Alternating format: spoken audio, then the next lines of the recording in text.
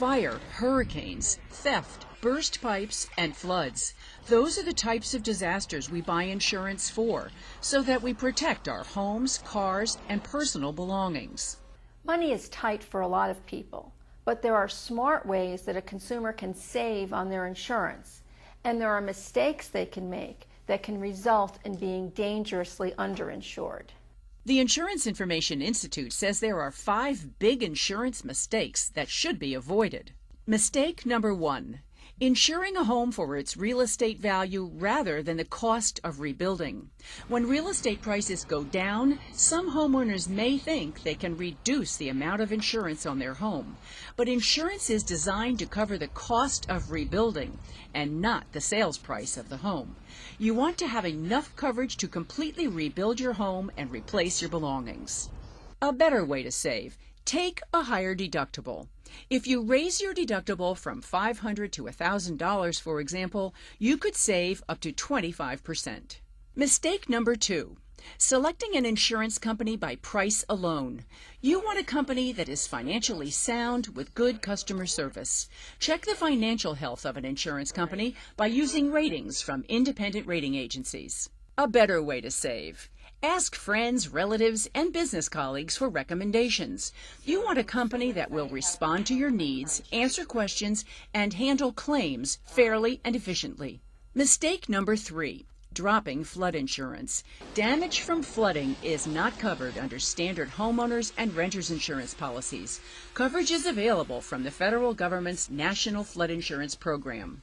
A better way to save. Before purchasing a home, check with the National Flood Insurance Program to see if the home is in a flood zone. It might be better to purchase a home that is in a less risky area. If you are already living in a flood zone area, look at mitigation efforts that can reduce your risk to flood and purchase flood insurance. Mistake number 4. Only purchasing the legally required amount of liability protection for a car. In today's litigious society, buying only the state minimum means you'll likely pay more out of pocket in a crash, and these costs could be steep. A better way to save.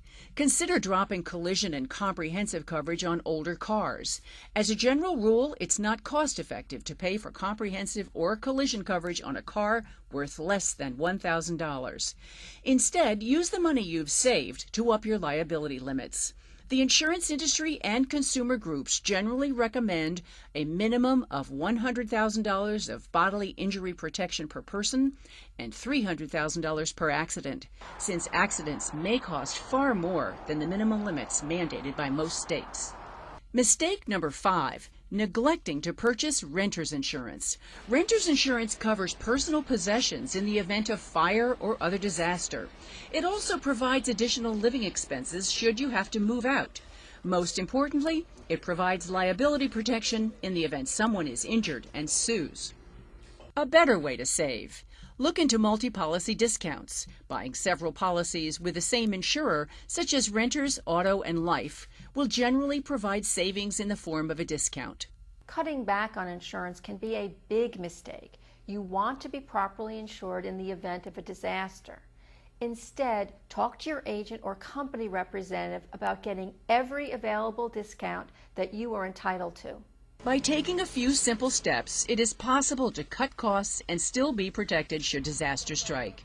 Remember, find an insurance agent you can trust, review your coverage, look for discounts, and consider raising your deductibles. In a troubled economy, it's more important than ever to be adequately insured. This is Carolyn Gorman.